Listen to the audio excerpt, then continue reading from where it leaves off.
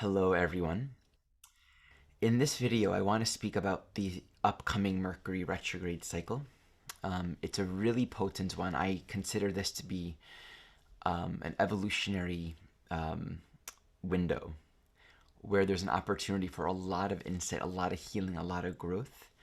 So I'm hoping that I can just illuminate these themes and offer some guidance for this little period of time. So I'm going to share the chart so we can all follow along. And before I jump into Mercury going retrograde, let's tune into just what's happening as we approach that. So here's this coming Wednesday. Take a look at Mercury. Here's Mercury in Libra. Mercury will, on that day, square Pluto. This is the first square. And then the next day, Venus will oppose Uranus. These aren't exact times, but just a little bit before 3 a.m. on the Pacific coast. Venus was opposing Uranus. And let's keep on moving forward. Just 3 days later, Mercury begins stationing retrograde. Okay, so basically Mercury is stationing retrograde within a degree of Pluto, just after squaring Pluto, while Venus is moving into and passing in opposition with Uranus. This is all happening this week. And then once Mercury stations retrograde, very soon thereafter, Mercury will square Pluto again, and that is on October 1st. So really the rest of this month will show two very strong Pluto-Mercury squares and a lot of really important activity with Venus. Venus opposes Uranus, and then as it progresses, it will also square Jupiter. So just at the end of the month, Venus squares Jupiter in Aquarius. So lots of things to speak about here. Of course, once we get into October and Mercury continues its retrograde, it's going to be deepening in this particular retrograde theme. So the very beginning of this retrograde journey has a lot of fireworks. There's a lot of potency, a lot of depth to it. Mercury in Libra is, let's start with unpacking Mercury in Libra.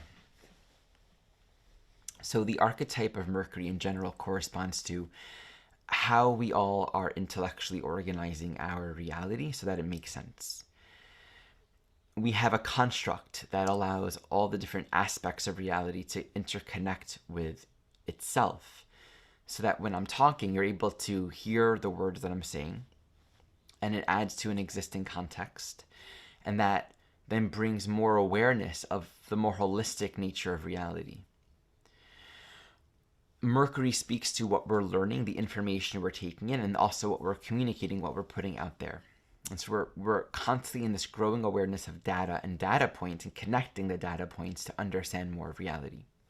Such that when any two people are talking to each other, there's a very strong likelihood that thoughts and words or combinations of ideas will be presented that each individual never heard before. Now, the key with Mercury is that the mind's adequately open. Mercury corresponds to the physiology of hearing, so we can be hearing things in our inner ear. We can be thinking and hearing our own thoughts and not hearing what is being presented to us. Thus, it's very possible to be in a conversation with another or with life and to not necessarily learn anything new because we're just cycling along the same logical premises that we've otherwise established prior to this point. And we can get lost in our head, where then we perceive reality and we're just cycling the same thoughts over and over and over again. So there needs to be a psychological stance of curiosity and openness and willingness to learn more. Otherwise, we're not going to learn more. We're not going to literally hear anything new. There's a correlation to what we're hearing and even like the capacity to recall something, to remember something that we heard. There's a correlation to actual physiological hearing and how that impacts our awareness of life. We're not going to remember something that we're not interested in. We're not going to recall data or information that we haven't taken in, that hasn't been added to our framework of reality.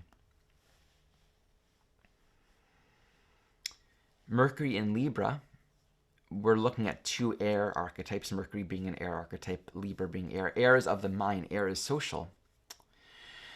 Libra corresponds to relationship. It's communication, but not in the way that Mercury is communication. It's about the communication of needs, how we listen to each other. And Jeff Green describes, Libra and Venus as the psychology of listening, whereas Mercury being the physiology of hearing.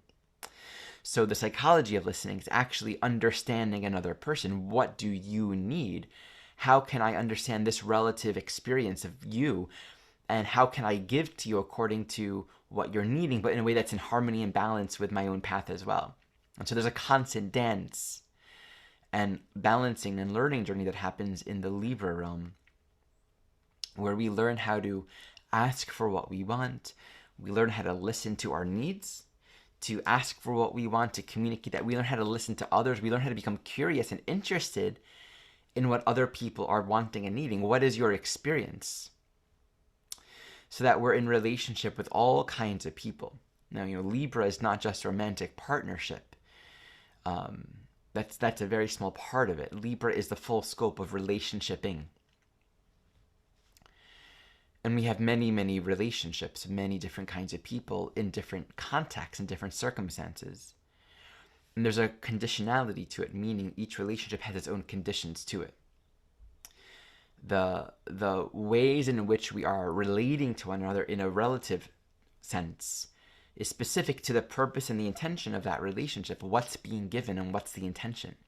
All of our relations really serve a very different purpose in that way. Thus, agreements, clarity, and one of the traps of Libra would be projection, where we say, you're going to get these needs met, or I'm going to act this way, and this is how we're going to feel good. People-pleasing, doing what affects a false sense of balance and harmony, but actually just satisfies the need to feel liked, to please others. Expectations that just come from the projection of, I'm expecting this of you, or I'm expecting this of us. This is how it's supposed to go. This is how we're supposed to relate. But really, that's just emanating from our own external projection of inner needs being put onto someone else, or conditioned patterns that are unchecked. Now, Libra squares Capricorn. So understanding the inherent relationship between Libra and Capricorn is a very important key into understanding the psychology of Libra. When we look at anything Capricorn, we're often dealing with our conditioning, and thus what we've inherited from early in life. Libra, relative to Capricorn, can speak to be liked, to be pleasing, to be wanted, you have to act in certain ways. You have to behave in certain ways. So in all ways, all humans have pretty much learned social survival mechanisms relative to the Libra-Capricorn square that says, I know how to act to gain approval, or to get the sticker, or to be liked, or to not be rejected, or to gain the acceptance of another. And thus, what happens in the Libra archetype, a distortion within consciousness for many of us, is acceptance, being accepted for who we are, which is the need within Libra, right? We want to feel that our relationships are holding a space that says, whatever we're doing, whatever the intentions or the form of relationship is, I'm not needing you to be someone that you're not. I'm not needing you to pretend to just please me. Or I'm not needing myself to live in this way where I believe that in order to be liked or to be wanted or to be accepted, to be approved of, that I have to be other than myself. And that's a big part of the indecision that we often see in Libra, the indecisiveness. Because the indecisiveness comes from a deep psychological projection into the minds of others.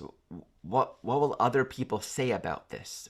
Do you approve of this? Do you want me to do this? Do you want me to feel this? And so to be able to access, the Aries polarity, what's my desire? What's my will? What do I want? That's oftentimes a very important learning curve in Libra. I mean, we have really important Libra transits. Being able to access that personal sense of personal wanting can be very, very important. So that when we enter into a relationship, we're not bringing all those unconscious patterns, the people-pleasing, the expectations, the projections, the outsourcing approval onto other people. So that's an important thing that we can really glean just from the teachings of the Capricorn and Libra square.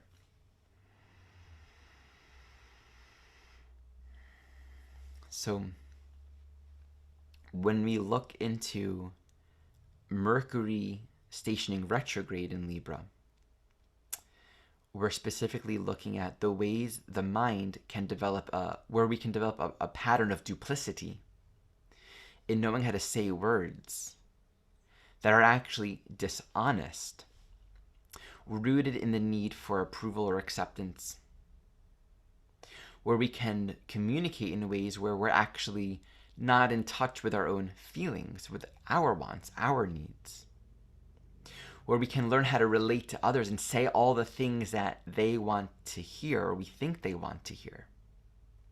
This can be a deeply entrained pattern, now depending on Libra in your chart, and thus where Venus is, your personal patterns of relationshiping, patterns and tendencies that emerge.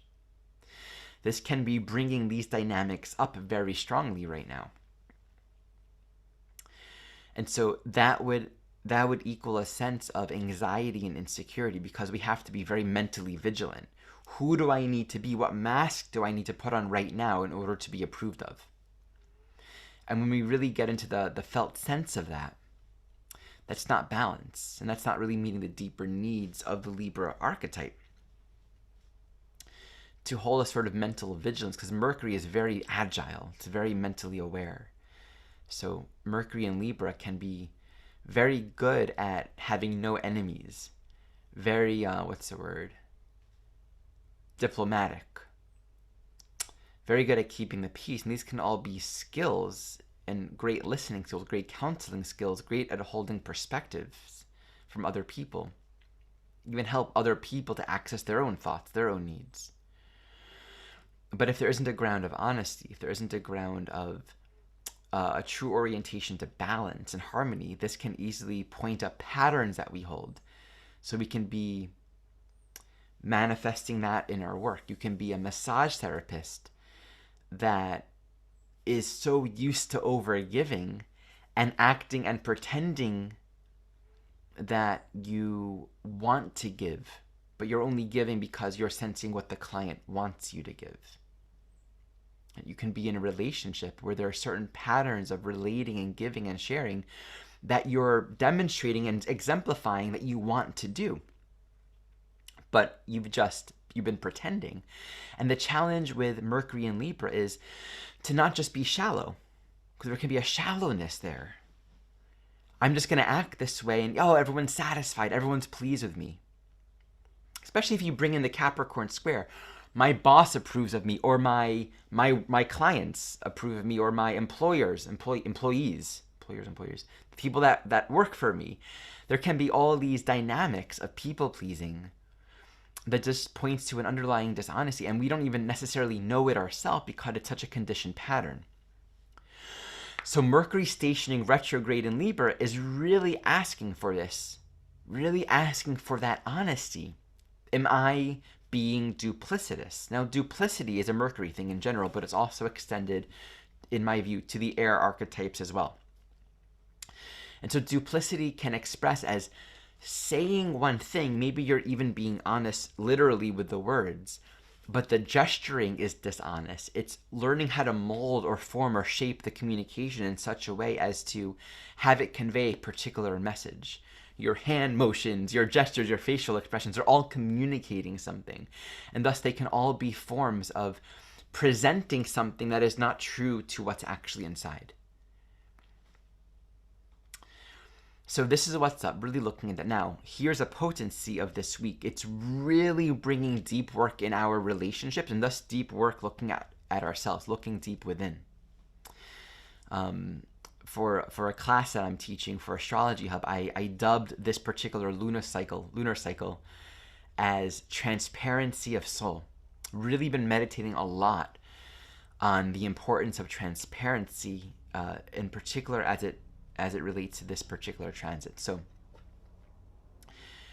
we have, just within the rest of this month, 2 squares to Pluto on both ends of Mercury stationing retrograde. Pluto retrograde in Capricorn, Mercury stationing in Libra. This really brings us to face our conditioning patterns, and it can really elicit a sense of entrapment or entanglement relative to our people pleasing. One of my teachers from the Course in Miracles world, David Hoffmeister, his community, they have a rule, which is no private thoughts and no people pleasing. And I've been speaking a lot about that this month and thinking a lot about that in my own life.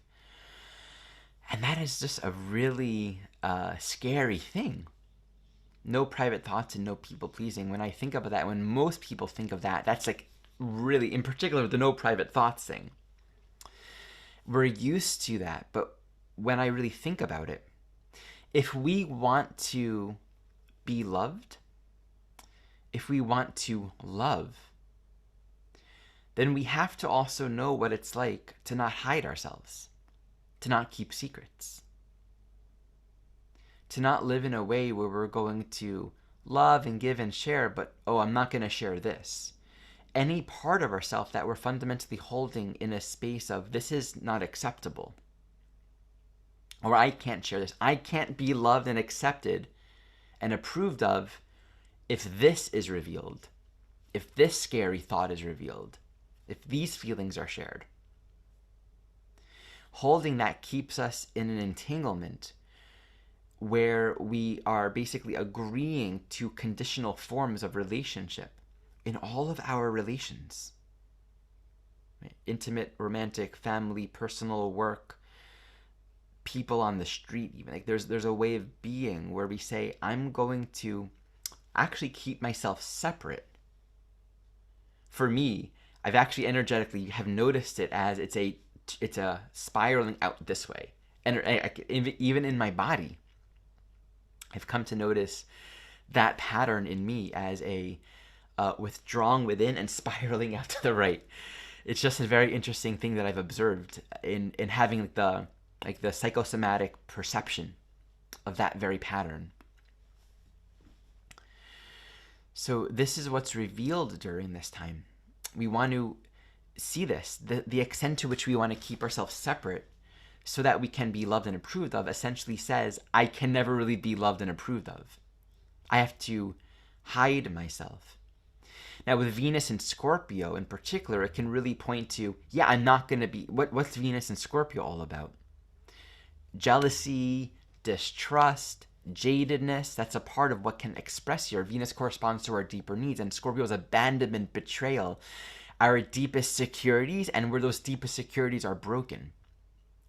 So there can be a lot of deeper psychological issues where we maybe are used to living in a way where we don't actually trust the people in our lives, where we don't believe it's safe. And so we close up and we're not going to be honest, and we're just going to be polite and kind and pleasing. Venus and Scorpio ruling this Libra Mercury says, look very deeply at your own psychology and look at the patterns of entanglement that are created via the attachments to outcome. When we're not honest, when we're just people pleasing, when we're keeping our feelings and our needs or not sharing what's inside of us, we're essentially trying to hold on to the status quo of security. And by the way, this is not about just being honest. Don't do what's the whole teaching here and the edge of our own evolutionary growth is, this isn't about, Adyashanti had this teaching once about speaking the truth, and this one woman said, hey, I practiced that, and I told this woman everything I thought about her, and she didn't take it very well. And he said that's not what he meant by being honest. And it's not about dumping all of your thoughts on someone. There is a way of being with this where it actually might be, who can I talk to? Who can I share this with? Or what is it like with this one person to share this thing that I'm afraid to share? And there's a calling for gentleness, right? For gentleness, for care, for tenderness. To create a space where we're actually leaning into our edge of fear, choosing to open up, but not using it as a defense, right? And so often we hide, and then all of our feelings or our thoughts or our judgments come out, and it's a defense. Because actually for such a long time we weren't really allowing ourselves to be seen. We weren't leaning into that edge of discomfort. So there's a lot of, and this is, if it's a therapist or doing an astrology session or a close friend, like there's something so healing about making the choice to really allow ourselves to be revealed in whatever ways we feel is accessible.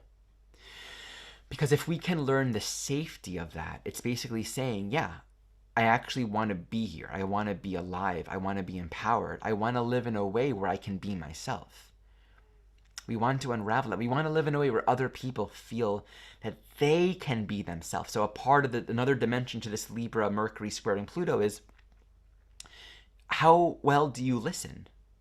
How conditional is your listening? Do we not like how we feel? If we don't like how we feel because we're hearing what's being spoken and it elicits our own insecurities, how do we relate to that? Or can we be okay with not liking how we feel? Does that get to also be okay? To let everything be as it is and actually hold, I want real intimacy. I want real truth. I want freedom more than anything else, is to not be afraid to shake the status quo. And there are certain agreements where it's like, again, this is not just romantic partnership. It's like you don't get vulnerable with your boss. You don't get vulnerable with your clients. You don't get vulnerable with, people that you make all kinds of random relationship agreements or decisions with. But the vulnerability is really just the edge of being honest. And thus we're creating a structural reality that's grounded in a particular way of being, that's free of duplicity, free of dishonesty, free of people-pleasing. So we can learn what it's like to just be accepted as we are. So this is the deep introspection place right now, being asked to really look at ourselves. If you're planning things, if you're making arrangements, if you're putting something together, take the time to become aware of hidden or unconscious motives or agendas or intentions, right? Are you doing what you want to do, or are you following something that you think others want you to do? To what extent do we live our life trying to gain the approval of others and thus not really being present? How much energy do we lose in that?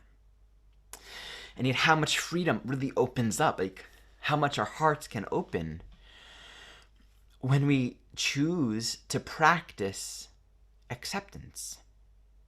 When we choose to create a standard of acceptance for who we are. There's so much healing during this time. So coming back to Venus now, Venus moving through Scorpio really asks us to look at our psychological fixations, our deep fears, our distrust, but to actually lean into deeper transparency, right? Transparency of soul for what's inside of you to be seen, to not be afraid. Otherwise, this can really bring up a strong impulse to just, metaphorically wear black all the time and retreat from the light and just kind of stay isolated.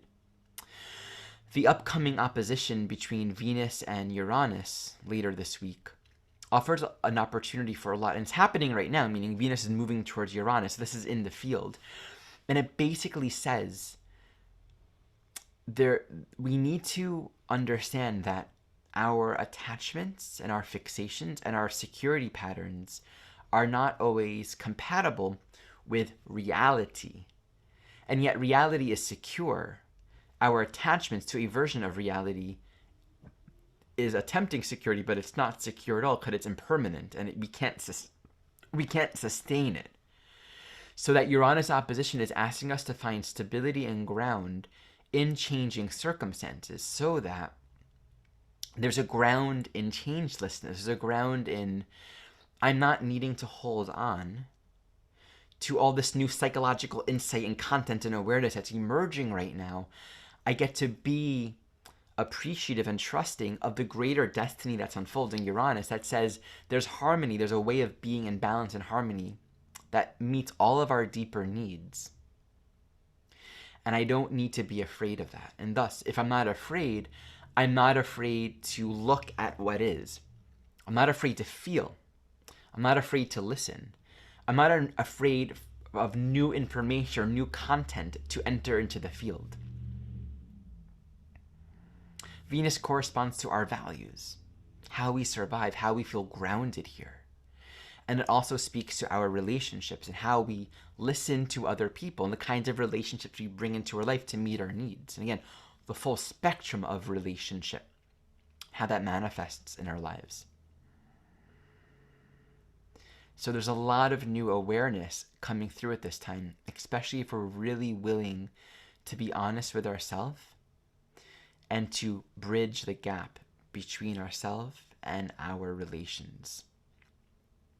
Unfortunately, there's such a conditioned teaching around dishonesty. Like, dishonesty is valued, it's celebrated. And so it takes some work for all of us to undo that and to begin to reverse that pattern, so that we begin to condition a reality that's grounded in what acceptance and peace actually is. It's a new way of living that the world does not know yet, for the most part. So let's take a look at the screen again and just kind of go over the core pieces for this week. So at the time of this video, today's Monday. Today is the day of the full moon. Wait a minute, where am I? Wrong. Right here. Today's our full moon day. We're moving into equinox on Wednesday evening in the Pacific time zone.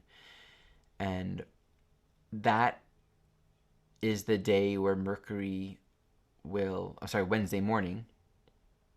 Wednesday evening. And Wednesday is the day that Mercury square. So we start this equinox with that Mercury-Pluto square. And just remember, it's basically staying within 1 degree for a good week, all the while squaring Pluto. So this is just a really rich time. Then we have the next day Venus opposing Uranus. And let's really pay attention to that Venus, because Venus rules that Libra. So as Venus moves, we come to the first, and Venus is squaring Jupiter. And that's going to be a lot of insight. Really asking us to look at our values, our relationships, our agreements, our commitments, how we're emotionally in relationship to one another. With a lot of honesty. Again, that Aquarian dimension says there's a greater path unfolding that is almost inconsequential to our feared projection stories, concerns. Reality is on its path. And so it offers a possibility for freedom through honest looking. This is what's going on for the next several days until the very end of this month. Very, very charged. And again, on the first, we had the second Pluto square. And just to give a little perspective on the remainder of this Mercury retrograde. Mercury goes retrograde, right? Sun, Mars have a conjunction.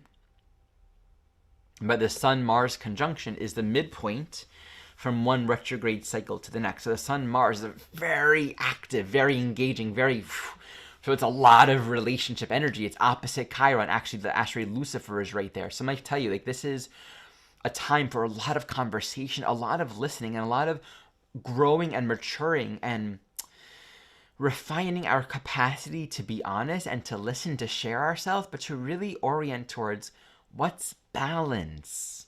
Learn what's balance all about. What's the truth of balance? What's the truth of harmony? It's a very active, dynamic state of listening.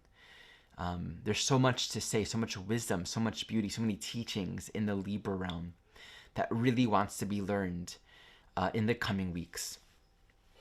So, moving through this Mercury retrograde, Mercury basically stations in a very close opposition to Chiron, just like 8 minutes away, October 18th, while the Sun is just passing a square to Pluto. Mars is moving to square Pluto, so very active. All of October, still very engaged, very active, lots of psychological content moving.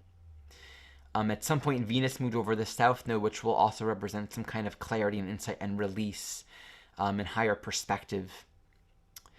And just look, Mercury goes, let's complete the whole cycle where Mercury goes back to where it was when it first went retrograde. And that's more or less November 2nd, November 3rd. November 2nd. So here we have Mercury at 25, just squared Pluto.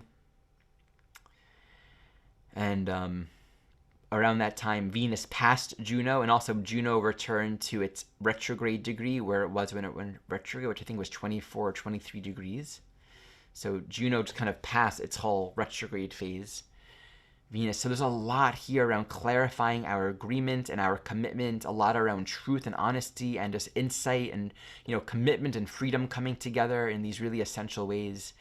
And there's a lot of work. I think this is a time of doing a lot of shadow work and doing a lot of work in our relations. So that's some guidance and perspective for this Mercury retrograde for the next several weeks. And just may it be an empowering, healing, a lovely time where we take all the psychological content and the stress and the challenge as an invitation to learn a new way to be, right? So we convert what otherwise in the past may have been challenge and confrontation and strife into healing.